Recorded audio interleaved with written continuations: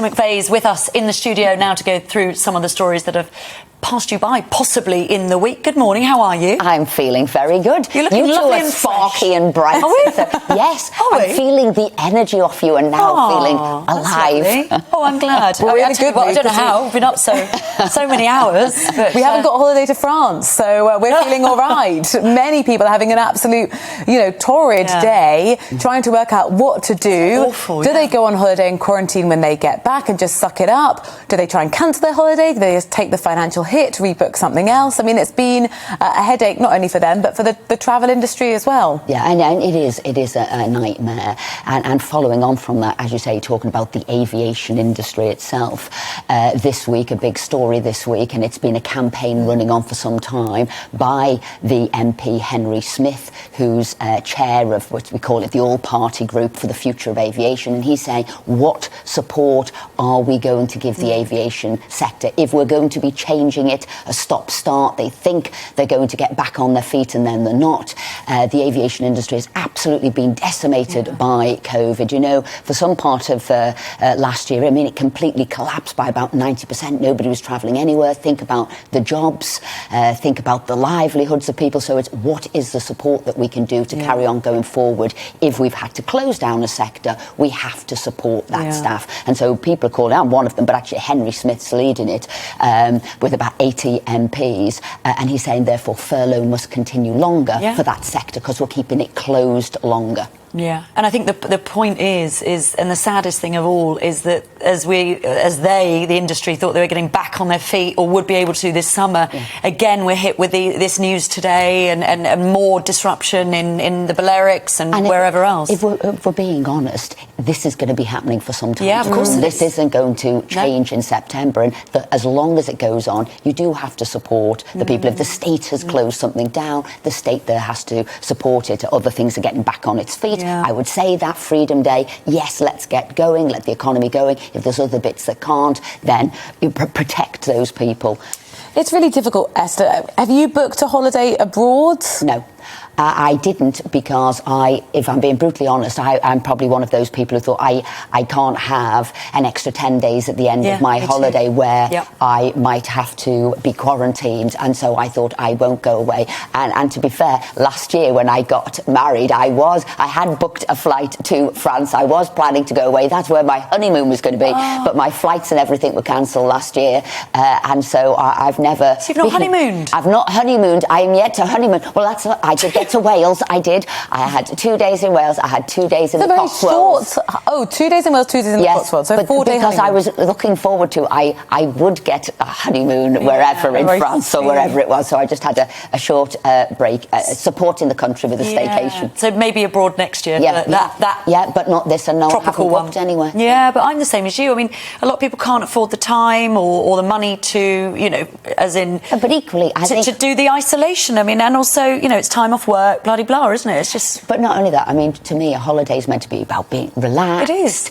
Enjoying myself, unwinding. So I don't need to have that feeling of, concern or worry that the holiday might be ruined and then I've got to sort of quarantine Your mind somewhere. Is so elsewhere, isn't it? That wouldn't be a holiday. That the travel industry have got to fight against, though, isn't it? Because if they want to get things going, they need people to have confidence to say, I will book a holiday. And that's what we sort of don't have, particularly with France now. But there are other factors, that's the problem. But the confidence can only be a sort of a set path to where people can go, and if it's changing all the time, they'll never have that confidence, and that's why we're saying we need this extra support while we haven't got the confidence. Let's look at another story of the week. Sugar and salt tax, the potential of this advice, particularly for food then to become much more expensive in England if it does have that high levels of salt and fat.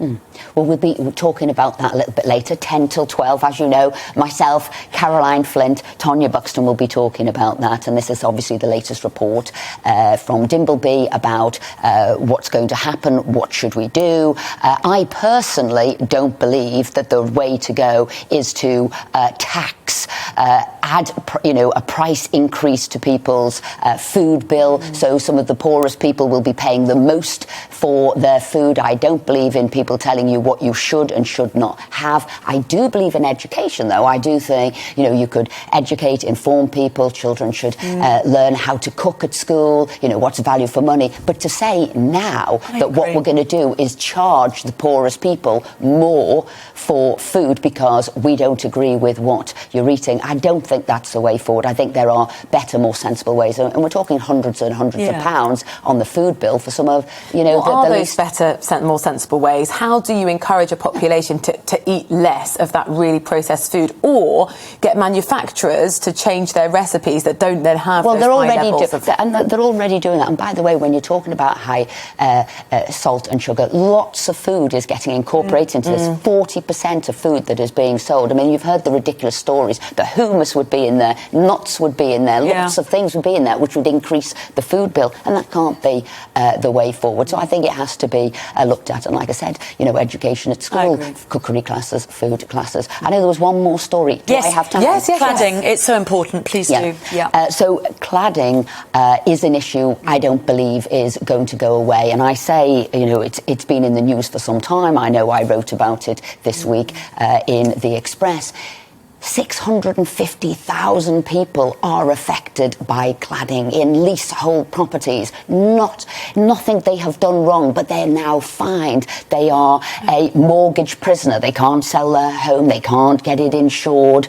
They're paying for night watches. And I believe that actually the government does need to stand up here and support them. Yes, they put £5 billion in. They actually say it should be about £15 billion, so another £10 billion have to be found to support these people. And I thought, well, where could that money come from? And looking at sort of government spend, they're looking to go forward over the next 5 years for £12 billion for affordable homes to support 180,000 people. I would say, rather than looking forward, let's use the vast bulk of that money to support 650,000 people through no fault of their own who are now prisoners in their own home. And by the way, there is a precedent for this.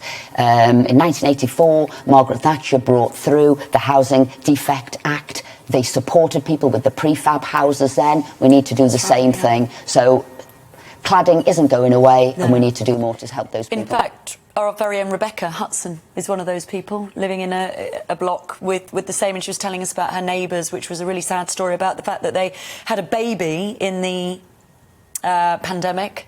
And then I think they then found out about this cladding and were happily thinking, before that they were happily thinking, once we've had the baby, we'll sell up, move out, etc., etc. Now they're completely stuck, as you said, can't sell it, haven't got the money to pay. I mean, it's just a complete nightmare. So, Rebecca told us firsthand of the issues and the dangers of that.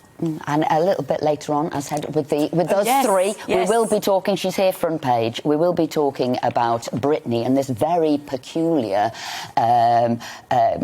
conservator sort of legal position that she's in, where her father and lawyers are in charge of her livelihood and her life. How can she get out of it? It seems that she's sort of working, earning money, but she's not in charge of her own life, her destiny and what she wants to do. So we'll be talking about that. We'll also be talking about Formula One. We will be talking about sport, racism, you name it. We'll be talking about Formula One, Esther? Well, to be honest with you, I can't say I'm a big fan, but my dad is. So he's a huge fan. Excellent. And so we've been to Formula One. I will take him for his birthday to Formula One, because this is, he loves all kinds of sport.